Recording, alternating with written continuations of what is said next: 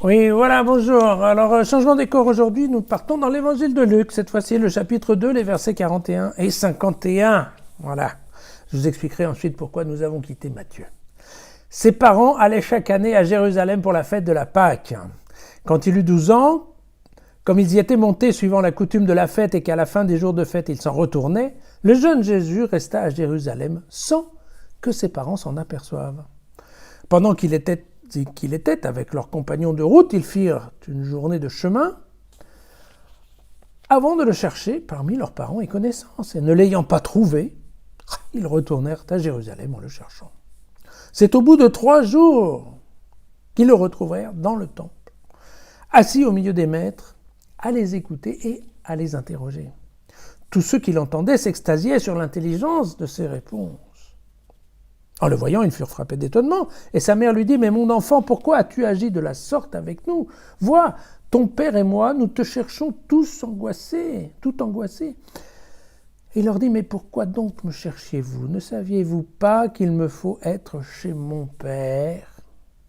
Mais eux ne comprirent pas ce qu'il leur disait. Puis il descendit avec eux pour aller à Nazareth. Il leur était soumis, et sa mère retenait tous ces événements dans son cœur. Alors, je n'insisterai jamais assez sur le côté tout à fait spécial des récits de l'enfance de Jésus, sur leur côté romancé, sachant qu'une fois de plus, Luc et Matthieu n'avaient aucun document de travail pour écrire sur la partie de l'enfance de Jésus. Et donc, c'est un travail de création littéraire. Ce travail de création littéraire, dans ce cas-là, il a été fait sur la façon suivante. Il est à peu près évident que Jésus, comme un jeune juif, a vu sa bar mitzvah à 12 ans, et qu'en habitant à Nazareth, qui est quand même pas très loin de Jérusalem, en effet, c'était la manière d'aller présenter l'enfant et de faire cette bar mitzvah au temple. Voilà, donc jusque-là, tout est bien. Tout à fait normal, je dirais également, que Jésus soit dans le temple à discuter avec des grands prêtres, puisqu'on verra dans sa vie publique, Jésus sait beaucoup de choses, donc il y a quand même un moment où il a quand même bien dû apprendre, on se dit ça, et donc c'était pas forcément idiot que Luc envoie Jésus à l'école, et à l'école des grands prêtres dans le temple, donc quelque chose de très sérieux. Bon, écoutez, de là à ce que, effectivement, le jour de la bar mitzvah, les parents aillent jusqu'au temple, bon, peut-être. De là à ce qu'ils rencontrent Siméon et Anne, certes, peut-être. Mais de là à ce qu'ils paument leur gosse au moment du chemin du retour et qu'ils mettent 3 jours pour le retrouver, ça paraît quand même un peu, la ficelle quand même paraît un peu grosse. Bon, certes, les 3 jours, c'est important pour nous dire, c'est l'idée des 3, mais enfin, écoutez, quand même, ça paraît pas tenir la route. Voilà.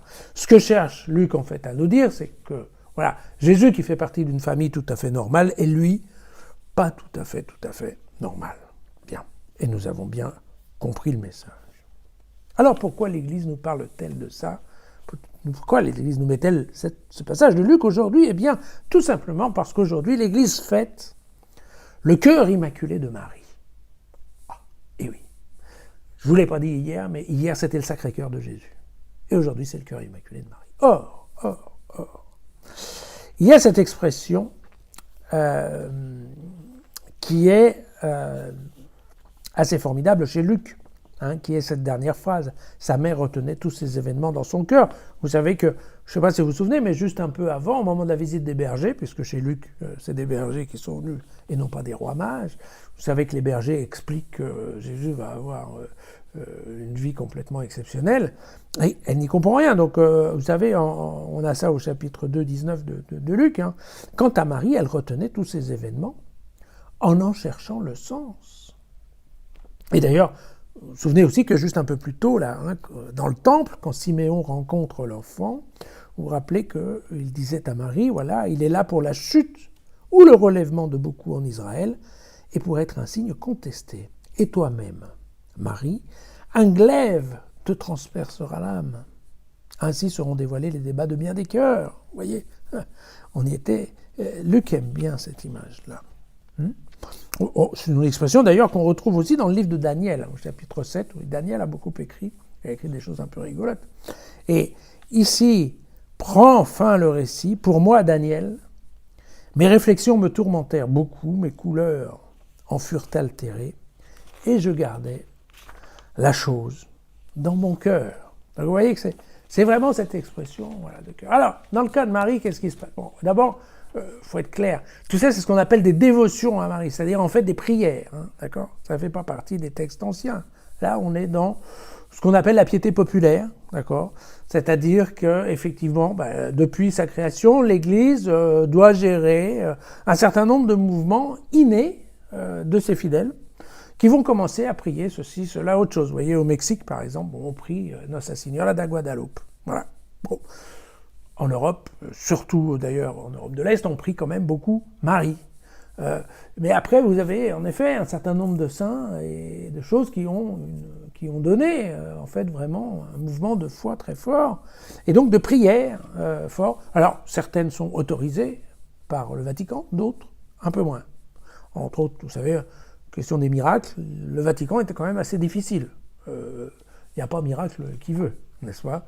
Et pourquoi? Parce que on sait qu'à partir du moment où il y a un endroit où on a fait des miracles, voilà, il y a des pèlerinages, et quand il y a des pèlerinages, se développe en fait voilà, toute une série de prières, de dévotions qui sont vraiment populaires. C'est le peuple qui fait ça, personne ne peut les empêcher. Et donc l'Église s'y adapte, plus ou moins, parfois. Alors, le culte de Marie, il a été énormément développé par saint Bernard de Clairvaux, aux alentours de l'année 1100, vous voyez. Et il a beaucoup écrit sur Marie. Il a écrit ce qui lui passait dans la tête, comme d'habitude, sous ce qu'on va appeler l'inspiration divine, peut-être. D'accord. Mais il va beaucoup écrire sur Marie. Et ça va être repris au cours des siècles, hein, ensuite. Donc, parce que Marie est une figure qui, dès le départ, est facile au niveau populaire, puisqu'il est facile de s'identifier. On a l'impression que, voilà, Marie peut rapidement devenir, parce qu'on a l'impression que Marie, elle ne fait pas partie du corps divin, d'accord? Qu'elle est humaine, comme nous, et puis qu'elle a eu ce destin incroyable d'être auprès de Dieu, de Jésus. Alors, voilà, on essaye, c'est assez facile pour la tête des gens, dans la tête des gens, de se dire, voilà, si on prie Marie, Marie doit être encore près de Jésus, donc, et Marie, comme elle est humaine, elle nous comprend peut-être mieux que nous comprend Dieu. Voilà. Et donc c'est comme ça un petit peu qu'on a développé beaucoup de dogmes, hein, et aussi beaucoup de prières et d'histoires aussi, éventuellement, sur Marie. Derrière, vous avez saint François de Sales, hein, qui est un évêque de Genève en 1600, d'accord, qui a créé un ordre de bonnes sœurs qui s'appelle les Sœurs de la Visitation, et qui a mis d'ailleurs qu'elles étaient filles du Sacré-Cœur de Marie. Vous voyez, donc là, on est revenu sur cette notion de l'Immaculée Conception. Donc si Marie a été conçue sans tache, éventuellement son cœur lui aussi est sans tache. Et puis en 1836 par exemple, vous avez l'abbé Desgenettes, donc ça c'est un curé de Paris qui a effectivement décidé de consacrer sa paroisse, qui était Notre-Dame des Victoires, au cœur immaculé de Marie. Et voilà, comme ça dans le temps, on est arrivé à cette notion de cœur immaculé. Et puis, il faut vous dire, c'est surtout en 1917, à Fatima, en Portugal, que Marie va apparaître. Encore une fois, alors là, on est dans les miracles et dans les apparitions. Marie va apparaître aux 3 petits bergers et elle va leur dire que Dieu veut en fait établir une dévotion à son cœur immaculé. Vous voyez.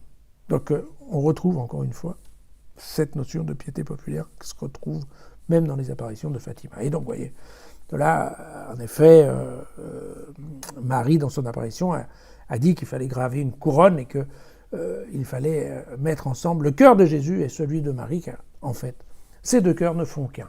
Voilà. Bien, écoutez, même moi, vous voyez, je vous aurais parlé de la Sainte Vierge aujourd'hui. Voilà. À demain.